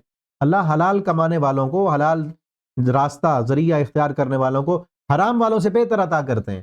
حرام والوں کے پاس چاہے مالوں کا اموال کا انبار ہو، بزنس بڑھ جائے، پیسہ زیادہ بھی آ جائے، لیکن سکون کبھی نہیں ملتا، ذہنی طور پر اطمینان ان کو نہیں ملتا، سکون کی دولت سے محروم ہوتے ہیں وہ۔ جن کے پاس حلال ہوتا ہے ان کے پاس سکون ہوتا ہے، سکون کی نیند ہوتی ہے، فرم بردار اولاد ہوتی ہے، ٹھیک ہے نا۔ اس پیسے سے اس کو فرم بردار بیوی، فرم بردار اولاد، اور محبت اور پیار، امن اور سکون ملتا ہے۔ لیکن جن کے پاس حلال کا پیسہ نہ ہونا، اولاد فرما بردار نہیں ہوتی۔ جس اولاد کو حرام کھلاؤ گے کل کو وہی بڑی ہو کر آنکھیں نکالے گی، جس اولاد کو حرام کھلاؤ گے وہ بڑی ہو کر فرما بردار نہیں بنے گی، وہ فرما بردار نہیں ہے، امن اور سکون نہیں ہوتا، اطمینان نہیں ہوتا۔ اور کہا کہ وما اريد ان اخالفكم، میں یہ صرف تمہاری مخالفت کی وجہ، میں نہیں چاہتا کہ تم سے دشمنی لوں، مجھے کیا شوق ہے تمہاری مخالفت کرنے کا، ان اريد الا الاصلاح، میں تو تمہاری اصلاح کرنا چاہتا ہوں، ما استطعت، جتنا میں توفیق رکھتا ہوں۔ اور ہم بھی یہی کہتے ہیں، ان اريد الا الاصلاح ما استطعت، ہم جو بھی سمجھاتے ہیں بتاتے ہیں، ان اريد الا الاصلاح، ہمارا ارادہ اصلاح کرنے کا ہے، ما توفیق الا باللہ، اور میری توفیق تو اللہ پر ہے، جتنی مجھے اللہ توفیق دے گا اتنا ہی میں کر سکتا ہوں۔ وَيَا قَوْمِ لَا يَجْرِمَنَّكُمْ شِقَاقِي، اور اے میری قوم، تمہیں نہ ابھارے میری مخالفت، ان یصیبکم، کہ پھر پہنچے تم پر مثل ما اصاب قوم نوح، وہ جو قوم نوح پر آیا تھا وہ عذاب تم پر نہ آ جائے۔ یاد رکھو تم سے پہلے قوم نوح گزری ہے، قوم عاد گزری ہے، قوم صالح گزری ہے، قوم لوط تو دور نہیں ہے۔ دیکھو ان کے کھنڈرات، ان کے مکانات، ان کے محلات، ان کی رہائشیں، کیا بنا ان کا، وہ بھی تو ایسے مجرم تھے۔ وَاسْتَغْفِرُوا رَبَّكُمْ، اے میری قوم بخشش مانگو اپنے رب سے اور توبہ کرو، ان ربی رحیم ودود، میرا رب رحم کرنے والا بڑا مہربان ہے۔ انہوں نے کیا کہا، یا شعیب، اے شعیب، ما نفقہ کثیرا مما تقول، تیری اکثر باتیں ہمیں سمجھ نہیں آتی۔ یہ ڈھیٹ پن ہے، ضدی پن، کتنا سمجھداری کے ساتھ سمجھا رہے ہیں، کتنا پیار سے، اے میری قوم، استغفروا ربکم، اپنے رب سے معافی مانگو، توبہ کرو، ان ربی رحیم، میرا رب بڑا ہی رحم کرنے والا، ودود، بہت ہی محبت کرنے والا ہے۔ آگے کہتے کہ ہمیں تیری باتیں سمجھ نہیں آتی۔ آج بھی ضدی لوگ، ڈیٹ لوگ، اس طرح دنیا کے مفاد میں پھنسے ہوئے، اور جن کے دل دنیا کی محبت سے بھرے ہوئے ہوتے ہیں، ان کو سمجھانے والوں کی باتیں سمجھ نہیں آتی، اور کیا کہتے ہیں، ہمیں تیری باتیں سمجھ نہیں آتی، ہمیں یہ چیز سمجھ نہیں آتی، یعنی وہ اپنے حرام خوری جو لگی ہوتی ہے نا اس کو چھوڑنا نہیں چاہتے، اور کہتے ہیں کیا ہے کہ ہمیں یہ باتیں سمجھ نہیں آتی، ہمیں تیری باتیں سمجھ نہیں آتی۔ اور آگے کیا کہا، وَإِنَّا لَنَرَاكَ فِينَا ضَعِيفًا، اور ہم دیکھتے ہیں تجھے کہ تو کمزور ہے، تو ہمارا کچھ نہیں کر سکتا، ہر وقت سمجھانے آ جاتا ہے۔ لولا رہتک، اگر تیرا قبیلہ نہ ہوتا، تیرے پیچھے سپورٹ نہ ہوتی، تیرا خاندان نہ ہوتا، لرجمناک، ہم تجھے رجم کر دیتے۔ خاندانی قبائلی دور میں، آج بھی قبائل میں ایسے ہے کہ خاندان کے بندے کی بڑی وہ سپورٹ کرتے ہیں، اپنے خاندان کی مدد کے لیے جانے تک قربان کر دیتے ہیں۔ تو ان کا بھی خاندان تھا کہ اگر تیرا خاندان نہ ہوتا نا، کہ اگر تجھے ہم کچھ کر دیں، تیرا خاندان ہمارا دشمن بن جائے گا، تیری قوم ہماری دشمن بن جائے گی، قومیت کی وجہ سے، قومیت پرستی تو تھی، ہم تجھے رجم کر دیتے۔ پھر وما انت علینا بعزیز، تو ہم پر غالب نہیں ہے۔ آگے انہوں نے کیا کہا، یا قوم ارہتی اعز علیکم، میرا خاندان زیادہ عزت والا ہے من اللہ، اللہ کے مقابلے میں، اللہ سے نہیں ڈرتے، جس کے پیغام میں سنانے آئے اس کی عظمت کا کوئی خیال نہیں ہے تمہیں۔ واتخذتموہ وراءکم ظہریہ، اللہ کے حکموں کو تم نے پس پشت ڈالا ہوا ہے، اور قوم، خاندان اور قبیلہ وہ تمہارے لیے زیادہ عزت والا ہو گیا ہے۔ میرے خاندان سے تو ڈر رہے ہو، اللہ کے حکموں کی خلاف ورزی کر رہے ہو، اس رب سے نہیں ڈرتے تم۔ ان ربی بما تعملون محیط، بے شک میرا رب جو بھی تم عمل کرتے ہو اس کا احاطہ کرنے والا ہے۔ آج ہم بھی دیکھیں اپنے آپ کو کہ ہم زیادہ کس سے ڈرتے ہیں، قوموں سے، قبائل سے، ملکوں سے، دوستوں سے، بڑوں سے۔ تعلقات ٹوٹنے کا تو ڈر ہوتا ہے نا، کہ کہیں دوست ہمارے روٹھ نہ جائیں ہم سے، ہوتا ہے نا، وہ دوست جن سے ہم دلی محبت کرتے ہیں، جن کو چاہتے ہیں، جن کے بغیر ہم رہ نہیں سکتے، جن کے ساتھ ہماری خوشیاں، ہماری غمیاں معلق ہوتی ہیں، کیا ان کو ہم نے دین کا پیغام دیا، سیدھا راستہ دکھایا، توحید کا پیغام سمجھایا ان کو، یا صرف اس لیے ڈرے رہتے ہیں کہ اگر اس کو ہم نے دعوت دے دی نماز پڑھنے کی، دین کی، داڑھی رکھنے کی، پردہ کرنے کی، کہیں ہماری دوستی ٹوٹ نہ جائے۔ ایسی دوستی کا فائدہ ہی کیا، جو دوستی صرف دنیا کے مفادات کے لیے ہو۔ اصل دوست تو وہ ہے کہ جس کے ساتھ دلی محبت اور انس ہے، اس کو آپ جنت میں لے جانے کی کوشش کریں، ٹھیک ہے نا۔ یہ دنیا کی دوستیاں اور تعلقات یہ نیچے ہونے چاہیے، سب سے بڑی دوستی اور محبت اللہ کے لیے ہونی چاہیے، اللہ کے لیے، کہ کسی کے ساتھ محبت ہے اس لیے کہ اس کو میں نے اللہ کی طرف بلانا ہے، اس کو میں نے نمازی بنانا ہے، اس کو میں نے جنت کا راستہ دکھانا ہے، ٹھیک ہے نا۔ انہوں نے یہی پیغام دیا کہ اللہ کی زیادہ عزت ہے، اللہ کا زیادہ مقام ہے، قوم اور قبیلے، یہ ساری چیزیں، یہ ساری محبتیں، قبائل کی محبتیں، خاندان کی محبتیں، یہ سب چھوٹی ہیں، اور بعد میں سب سے بڑی محبت اور عزت اللہ کے لیے ہے۔ آگے موسیٰ علیہ السلام کا ذکر ہے کچھ، کہ ہم نے وَلَقَدْ أَرْسَلْنَا مُوسَىٰ بِآيَاتِنَا وَسُلْطَانٍ مُبِينٍ، موسیٰ علیہ السلام کو نشانیاں دے کر اور واضح دلائل دے کر بھیجا فرعون کی طرف، اور فرعون جو حکم دیتا تھا وہ کوئی عقل مندی والا نہیں تھا۔ قیامت کے دن فرعون آگے آگے ہوگا، اور اپنی قوم کو بھی، وہ خود بھی جہنم میں جائے گا اور قوم کو بھی جہنم میں لے جائے گا۔ فَأَمَّا الَّذِينَ شَقُوا، وہ لوگ جنہوں نے بدبختی اختیار کی، شقاوت کی اور اللہ کی نافرمانی کی، وہ جہنم میں ہوں گے۔ لہم فیہا زفیر و شہیق، وہاں چیخیں گے، چلائیں گے، روئیں گے، خالدین، ہمیشہ رہیں گے جب تک زمین و آسمان قائم ہے، مگر جو اللہ تعالیٰ چاہیں، بے شک آپ کا رب وہ کر گزرتے ہیں جو اللہ تعالیٰ چاہتے ہیں۔ اور جو سعادت مند رہے، جنہوں نے اللہ کی فرما برداری کی ففل جنہ، وہ جنت میں ہوں گے، ہمیشہ جنت میں رہیں گے جب تک زمین و آسمان قائم ہے۔ جو اللہ چاہیں گے، آپ کے رب کی عطا ختم ہونے والی نہیں ہے۔ فرمایا فاستقم کما امرت، اے پیغمبر صلی اللہ علیہ وسلم فاستقم کما امرت ومن تاب معک، آپ کو جو حکم دیا ہے اس پر آپ استقامت اختیار کریں۔ نبی کریم صلی اللہ علیہ وسلم سے ایک دن ایک صحابی نے پوچھا، اللہ کے پیغمبر آپ تو بوڑھے ہو گئے، آپ کے بال سفید ہو گئے۔ آپ صلی اللہ علیہ وسلم نے فرمایا شیبتنی سورۃ الہود و واقعہ ومثلہ، آپ صلی اللہ علیہ وسلم نے فرمایا مجھے سورہ ہود نے، سورہ واقعہ نے اور بھی صورتوں کا نام لیا، انہوں نے مجھے بوڑھا کر دیا۔ سورہ واقعہ میں تو قیامت کا تذکرہ ہے، لیکن یہاں اس صورت میں یہ آیت ہے، اس آیت نے آپ صلی اللہ علیہ وسلم کو بوڑھا کر دیا۔ فاستقم، کہ آپ استقامت اختیار کریں، جو آپ کو حکم دیا ہے اس پر آپ ڈٹ جائیں۔ ومن تاب معک واقم الصلاۃ، اور نماز قائم کریں طرفی النہار، دن کے کناروں میں اور رات کی گھڑیوں میں، بے شک نیکیاں گناہوں کو مٹانے والی ہیں۔ ذالک ذکرہ، یہ نصیحت ہے، نصیحت حاصل کرنے والوں کے لیے۔ وما کان ربک، اور اللہ کا یہ اصول ہے، فرمایا آپ کا رب کسی بھی بستی کو ہلاک نہیں کرتا ان کے گناہوں کی وجہ سے جب ان کے رہنے والے، ان کی اصلاح کرنے والے موجود ہوں۔ یعنی کسی بھی بستی کو اس بستی کے اندر اگر اصلاح کرنے والے موجود ہیں تو گناہ گاروں کے گناہ کی وجہ سے اللہ اس بستی کو ہلاک نہیں کرتے۔ جب اصلاح کرنے والے بھی نہ رہیں، کوئی روکنے والا بھی نہ ہو، زنا عام ہو گیا اس بستی میں، شراب نوشی عام ہے، بے پردگی بے حیائی عام ہے، اللہ کی بغاوتیں اور نافرمانیاں ہو رہی ہیں اور کوئی روکنے والا نہیں ہے، تب عذاب آتا ہے۔ لیکن اگر گناہ ہے، زنا ہے، شراب ہے، فحاشی عریانی ہے، روکنے والے بھی ہیں، وہ اپنا حق ادا کر رہے ہیں، تو تب عذاب نہیں آتا۔ ما کان ربک لیہلک القری بظلم واہلھا مصلحون، ولو شاء، اگر آپ کا رب چاہتا کہ ساری امت ایک ہی امت بن جاتی، اختلافات نہ ہوتے، لیکن یہ ہمیشہ اختلافات ہوتے رہیں گے، مگر جس پر آپ کا رب رحم کرے وہ اختلافات سے بچ کر سیدھے راستے پر آ جاتا ہے۔ آگے یہاں سورہ یوسف ہے۔ سورہ یوسف قرآن کریم کی انتہائی اہم ترین صورت ہے کہ اس میں یوسف علیہ السلام کا ایک ترتیب کے ساتھ واقعہ ذکر کیا گیا، قصہ بیان کیا گیا، اور قصے کو اللہ رب العالمین نے احسن القصص کہا ہے۔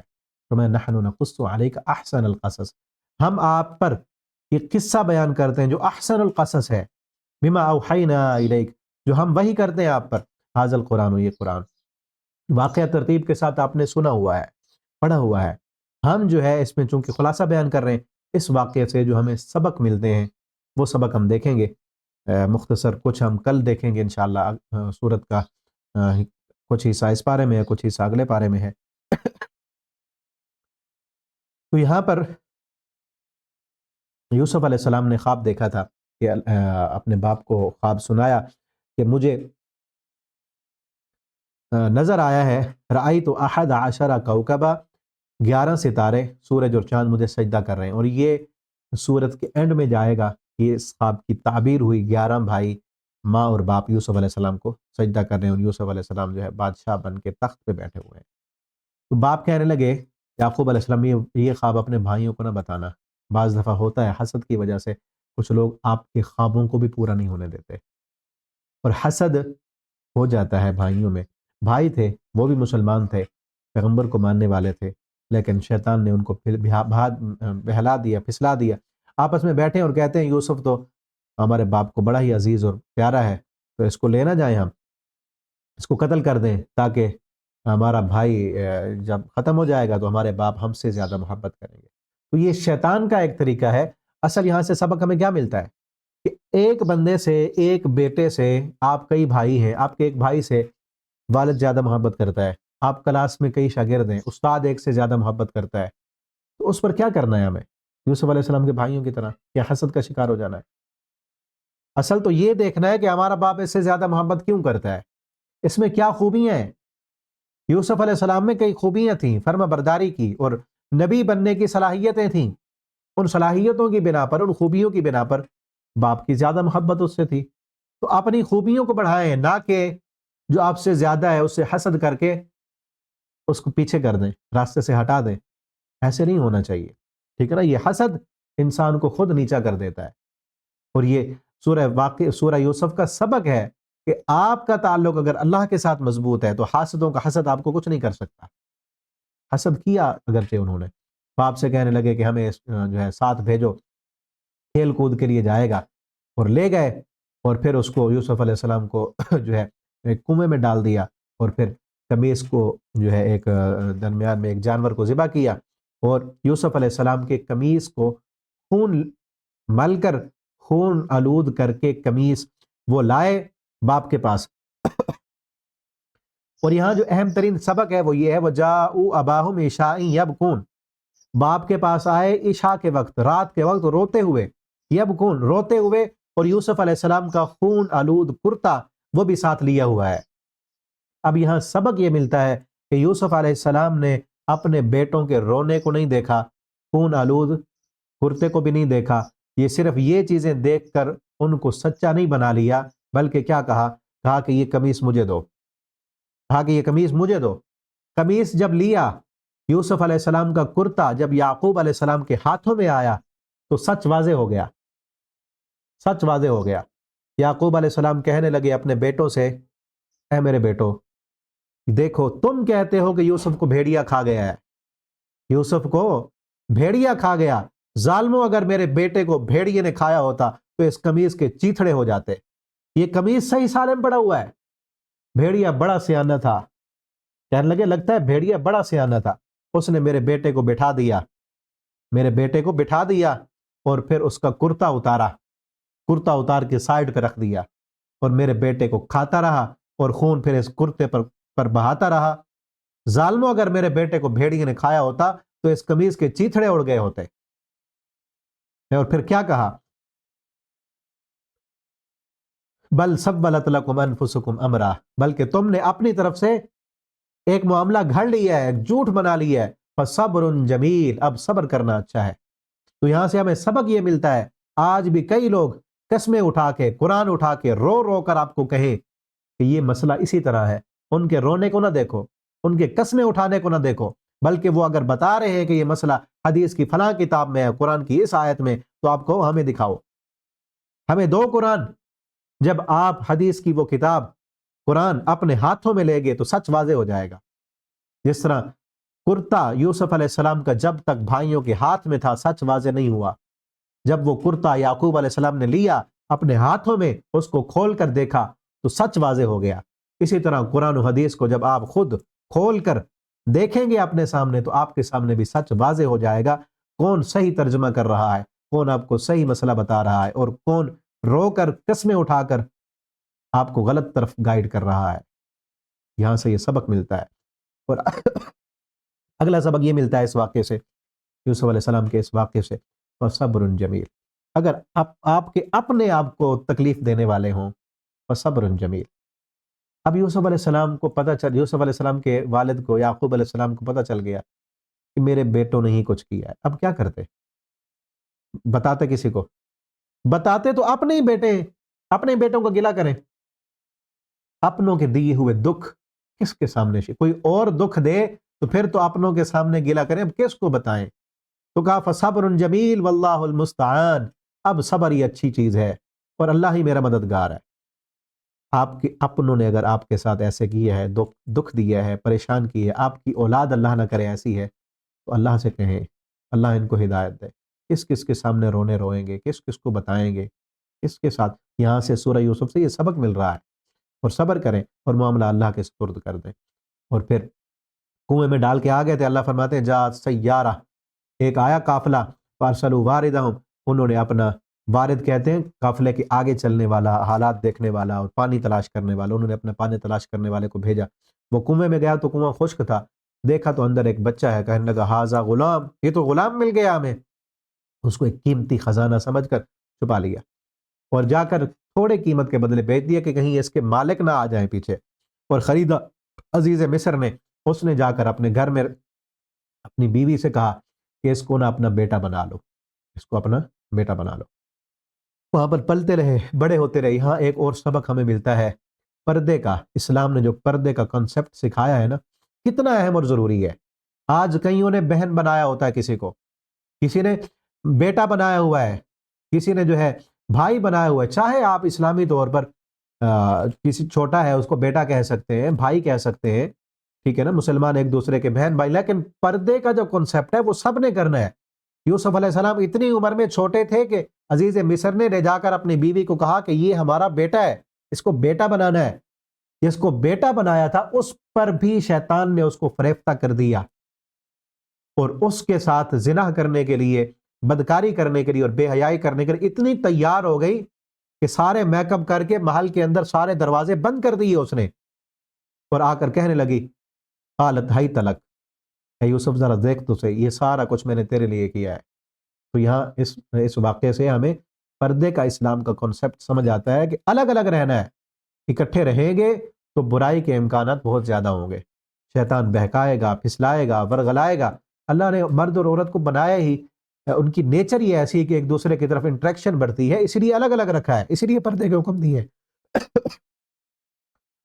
ٹھیک ہے نا؟ آج تو کئی ہماری مائیں بہنیں کہتی ہیں وہ بازار میں وہ فلاں جو دکان والا ہے نا وہ میرا بھائی بنا ہوا ہے، وہ مجھے اچھے جو ہے وہ سامان دیتا ہے، اس سے میں خرید و فروخت، پھر پردے بھی اتر جاتے ہیں۔ باقی سب سے پردہ ہو رہا ہے، جس سے دو چار دفعہ ملاقات ہو گئی، جس کی دکان پہ دو چار دفعہ چلے گئے، اس سے پردہ ختم۔ یہیں سے تو پھر شیطان کے حملے شروع ہوتے ہیں۔ اسی طرح سکولوں اور کالجوں میں پڑھانے والے اگر بڑی عمر کے ہیں اور بچیاں چھوٹی ہیں، چاہے ان کی بیٹی کی عمر کی ہیں تو نہ محرم نہ پردہ، چاہے بیٹیوں سے بھی چھوٹی، کیا نہیں آ رہے ہمارے معاشرے میں ایسے ایسے کیس؟ یہ یونیورسٹیوں کے مالاکنڈ پروفیسر کے جو کیس آئے، بھاولپور یونیورسٹی کے جو آئے، یونیورسٹی کے پروفیسر ان کی بچیوں کی عمر کی ہیں، وہ بچیاں جن کی جو ہے بےہودہ ویڈیوز بنائی ہوئی اور جن کے ساتھ انہوں نے بدکاریاں اور بے حیائیاں کی ہوئی ہیں تو بچیوں کی عمر کی، چاہے بڑے ہوں چاہے چھوٹے ہوں، چاہے کوئی آپ کے بیٹے کی عمر کا ہے تو نہ محرم۔ پردہ لازم ہے، پردہ لازمی اور ضروری ہے۔ اور اسی طرح اکٹھے، نبی کریم صلی اللہ علیہ وسلم نے فرمایا ایک مرد اور عورت اگر اکٹھے ہوتے ہیں تنہائی میں تو تیسرا شیطان خود پہنچتا ہے وہاں ان کو بہکانے اور پھسلانے کے لیے۔ وراودته التي هو في بيتها عن نفسه وغلقت الابواب، سارے دروازے بند کر دیے اور کہا میں نے یہ سارا کچھ تیرے لیے کیا۔ قال معاذ اللہ، انہوں نے کہا اللہ کی پناہ، ان ربی احسن مثوایا، میرے رب نے میرا اچھا ٹھکانہ بنایا تھا، میں جس گھر میں کھاتا رہا، پلتا رہا، بڑا ہوتا رہا، اب یہاں میں بدکاری کروں؟ انہ لا یفلح الظالمون، اللہ ظالموں کو کامیاب نہیں کرتے، اگر میں نے یہ کام کر لیا میں تو ظالم ہو جاؤں گا۔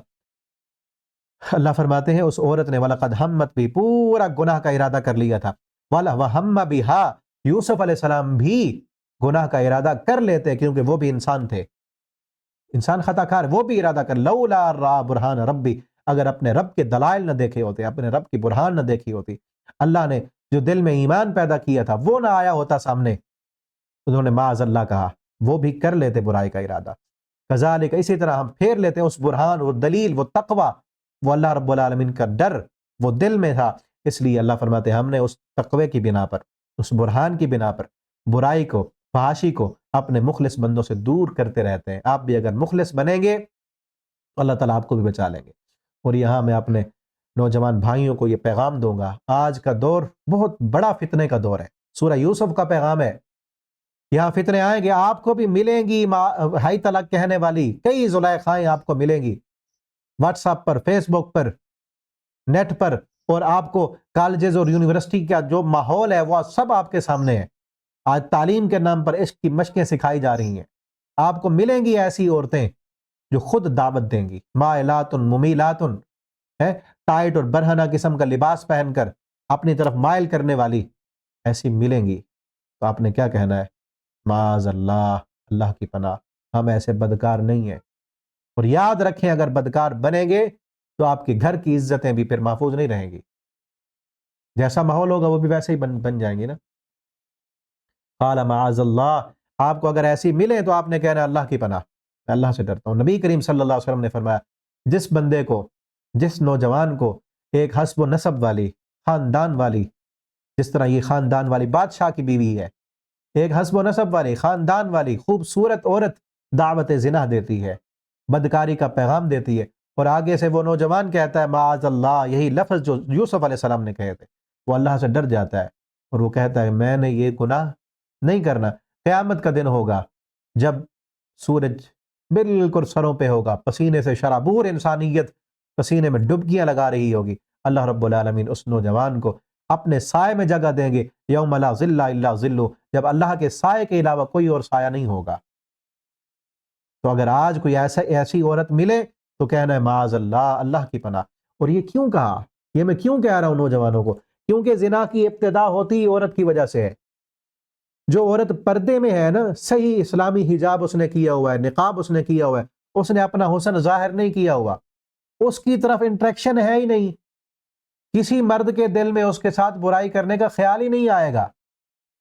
جو دیکھے گی بار بار اس کی طرف دیکھے گی، لڑکوں کی طرف مائل کرنے والی اور مائل ہونے والی ہوگی، وہی دعوت زنا دے گی نا، یا اسی کو لڑکے آ کر دعوت زنا دیں گے، اس کے ساتھ نمبر مانگنے کی یا اس کے ساتھ دوستی کرنے کی کوشش کریں گے نا، جس کا پتہ ہے کہ یہ مائل ہونے والی ہے. اور جس عورت کے بارے میں پتہ ہے کہ یہ پردے والی ہے، یہ ہماری طرف مائل ہونے والی نہیں ہے، اس نے ہماری بات کا بھی جواب دینا ہے تو نرم لہجے میں نہیں دینا. اسی لیے کہا نا، آگے چل کے پڑھیں گے ہم سورہ احزاب میں، جہاں آواز کے پردے کا مسئلہ ہے کہ اگر بات کرنی پڑ جائے کسی غیر محرم سے تو لپٹی ہوئی بات، نرم بات نہیں کرنی، ایسے انداز میں بات نہیں کرنی کہ اگلا بندہ یہ سمجھ لے کہ شاید یہ میرے ساتھ دوستی کرنے کے لیے تیار ہے. ٹھیک ہے نا؟ جس نے بات ہی دو ٹوک انداز میں کرنی ہے، اگلے بندے کے دل میں ہی خیال پیدا نہیں ہوگا کہ یہ اس کے ساتھ بھی میری دوستی ہو سکتی ہے. زنا کی ابتدا ہمیشہ عورت کی طرف سے ہوتی ہے. اسی لیے اگر کوئی ایسی ہے تو اس کے لیے کیا کہنا ہے؟ معاذ اللہ، اللہ کی پناہ. اور معاشرے میں دو طرح کی عورتیں، ایک جو پھری ہوئی ہیں، جو نکلی ہوئی ہیں باہر ماحول اور معاشرے میں، گھروں سے باہر نکلی ہیں. دو طرح کی عورتیں، ایک نکلی ہوئی ہیں جو مائلات ممیلات، خوبصورت بن کے، میک اپ کر کے، آدھے آدھے جسم جو ہے نمائش کر کے لوگوں کی طرف مائل ہونے والی، لوگوں کو اپنی طرف مائل کرنے والی، جسم کو اپنی کمائی کا ذریعہ بنایا ہوا ہے. ایسی عورتیں بھی ملیں گی. ان کے ساتھ ہمارا تعلق اور ان کے ساتھ ہمارا رویہ کیسا ہونا چاہیے؟ جیسا یوسف علیہ السلام کا اس عورت کے ساتھ تھا. اور کچھ عورتیں گھروں سے باہر نکلی ہیں جن کو مجبوری نے باہر نکالا ہے، وہ اس کی بھی ہمیں قرآن سے دلیل ملتی ہے. آگے سورہ قصص میں ہم دیکھیں گے شعیب علیہ السلام کی بیٹیاں وہ بکریاں چرایا کرتی تھیں، وہ بھی تو مجبور تھیں، گھر سے باہر تھیں، کوئی ان کا بھائی نہیں تھا، باپ بوڑھا تھا. آج بھی کوئی ایسی ہیں جو مجبور ہے، مجبوری نے جن کو باہر نکالا ہے. اور وہاں بھی اصول ہے، وہ عورتیں شعیب علیہ السلام کی بیٹیاں مردوں کے ساتھ مخلوط ماحول میں نہیں تھیں. وہ مرد پانی پلا رہے تھے تو وہ سائیڈ پہ کھڑی تھیں، سائیڈ پہ. اسلام والی عورتیں مجبوراً بھی باہر نکلتی ہیں تو مخلوط نظام اور مخلوط ماحول میں نہیں داخل ہوتی، الگ رہتی ہیں، وہ الگ تھیں. اگر ایسی عورتیں ہمیں ملیں جن کو مجبوری نے باہر نکالا ہے، ان کے ساتھ ہمارا تعلق اور رویہ کیسا ہونا چاہیے؟ جیسا موسیٰ علیہ السلام کا ان بچیوں کے ساتھ تھا کہ ان کی خدمت کر دی، ان کی بکریوں کو پانی پلا دیا، اور پھر ان کے ساتھ گپ شپ نہیں لگائی، ان کے ساتھ حال حوال نہیں پوچھا ان سے، بلکہ پانی پلانے کے بعد الگ ہو گئے اور جا کر درخت کے سائے میں جا کے بیٹھ گئے. ٹھیک ہے نا؟ وہاں چل کے ہم دیکھیں گے. تو بہرحال یوسف علیہ السلام کو اس نے پھسلانے کی کوشش کی، ورغلانے کی کوشش کی، اللہ تعالیٰ نے بچا لیا. اگر انسان، اگلا سبق یہاں سے یہ ملتا ہے، اگر انسان کا تعلق اللہ کے ساتھ درست ہو، بظاہراً بند ہیں دروازے، تالے لگے ہوئے ہیں، انسان گناہ سے بچنا چاہتا ہے تو مجبور تھے نا، کہتے ہیں اب میں کیا کروں، دروازے تو بند ہیں، سارا قصور تو اس کا ہے. نہیں، بچنا چاہتا ہے، دل میں ارادہ ہے، تو اللہ رب العالمین نے کہا یوسف بھاگ، یہاں سے بھاگ، بھاگنا تیرا کام ہے، اور اپنی رحمت کی چابیوں سے یہ بند تالوں کو کھول کر باہر نکالنا اللہ کا کام ہے. یوسف بھاگ. یوسف علیہ السلام وہاں سے بھاگے، پیچھے سے اس نے پکڑا یوسف علیہ السلام کی قمیض کو، تو پیچھے سے قمیض پھٹ گیا، اور جب دروازے کھلے باہر نکلے تو سردار سامنے ہے. اب یہاں ایسی عورتیں ہیں جن کے دماغ میں عشق سوار ہوتا ہے، عشق کا بھوت جن پہ سوار ہوتا ہے نا، وہ کسی کی نہیں ہوتی. مت سمجھے جان قربان کرنے کے دعوے ہیں، اندر تھی کہتی یوسف سارا کچھ ہے ہی تیرے لیے، میں تو جیتی مرتی تیرے لیے ہوں، یہ سارا کچھ میں نے تیرے لیے کیا. جب باہر نکلی ہے، باہر خامد کھڑا ہے. اب فوراً پینترا بدلا اور کہنے لگی یہ یوسف مجھے بہکا رہا تھا. ما جزاء من اراد بأهلک سوء، اس کی کیا سزا ہوگی؟ بہکانے سزا کیا دو گے اس کو جو تیرے اہل کے ساتھ برائی کا ارادہ کرے؟ ہاں الا یسجنا، اس کو قیدوں میں ڈال دو، او عذاب علیم، یہ دردناک سزا دو اس کو. قال ہی راودتنی عن نفسی، یوسف علیہ السلام نے کہا اسی نے مجھے پھسلایا. اب وہ کہتی ہے اسی وبال سارا اسی پہ ڈال دیا. اب ایک گواہ نے گواہی دی، ایک سمجھدار بندہ تھا وہاں، اس نے گواہی دی. بعض روایت میں ایک بچے کا آتا ہے، بعض روایت میں آتا ہے کہ اس کا ایک مشیر تھا، اس بادشاہ کا ایک وزیر تھا، مشیر. اس نے کہا کہ دیکھو اس کے، اور پھر وہ جو کپڑا ہے یوسف علیہ السلام کا کرتا پیچھے سے جو پھٹا وہ اس عورت کے ہاتھ میں، وہ ہاتھ میں ہے اور باہر آ گئے۔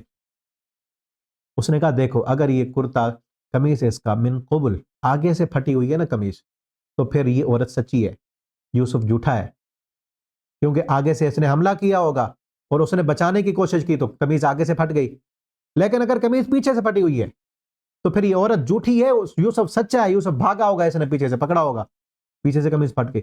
فلما رأى قمیصہ، پھر جب قمیص کو دیکھا تو پیچھے سے پھٹی ہوئی تھی، تو آگے وہ کیا کہنے لگا، کیونکہ جو ایسی عورتیں ہوتی ہیں نا ان کے مردوں کو بھی پتا ہوتا ہے کہ میری عورت کس طرح کی ہے، انسان کو اپنے گھر کا پتا ہوتا ہے، اگرچہ ایسے مرد جن کی عورتیں بے حیا ہیں وہ مرد دیوس ہوتے ہیں، نبی صلی اللہ علیہ وسلم نے ایسے مرد کو دیوس کہا ہے نا، کہ جس کے گھر میں کوئی مرد آئے جائے، اس کی بیوی کسی مرد کے، غیر مرد کے ساتھ باتیں کرے، گپ شپ لگائے، بے پردہ ہو کے اس کے ساتھ گھومے، تو کوئی پرواہ ہی نہ ہو، دیوس ہے یہ بندہ، اور ایسے دیوسوں کو پتا ہوتا ہے کہ میری بیوی کیا کچھ کر رہی ہے، لیکن مجبور ہوتے ہیں اور کچھ نہیں کرتے، ان کو کچھ نہیں کہتے۔